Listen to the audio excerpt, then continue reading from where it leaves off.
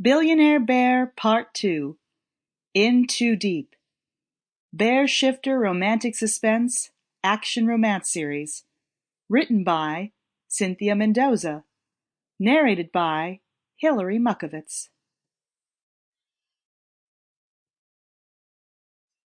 The phone rang bright and early, way too bright and early, the next morning, pulling me out of a dead sleep. The first sight I saw upon waking, though, brought a smile to my face. Alexei was lying next to me, naked and only partially covered by the sheet. He was a glorious sight, and I nearly forgot what had woken me up in the first place until the annoying phone rang again. But it wasn't my cell phone, and it wasn't Alex's either. It was the phone in the hotel room we were in. Picking it up, I grumbled yes? Miss Young, this is the front desk. I'm afraid there's been a problem with your credit card. It's been declined. Do you have another method of payment for the room? My head started spinning, and a knot formed in my belly. There was no way that account was declined. It was an emergency account, one I never touched and kept available for times like this.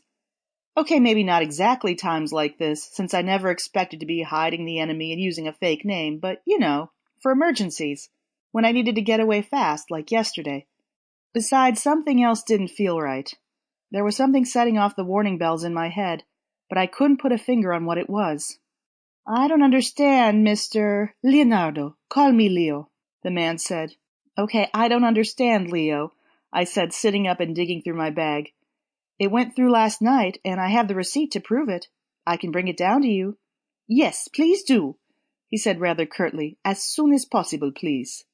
Now, we weren't staying in a 5-star luxury hotel like the place Alex had been staying at before, but it wasn't like we were in a dingy hostel either. The way he'd spoken to me just felt off, didn't feel right. This hotel was frequented by business travelers and families alike, those with at least slightly more money than the average Joe, and you didn't just treat them this way. The more I thought about it, the bigger the red flag started waving in my gut.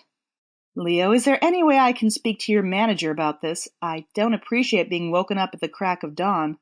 It's after 8 in the morning, Miss Young, and remember that technically you're staying in a room that hasn't been paid for yet, so calling this late was a courtesy to you.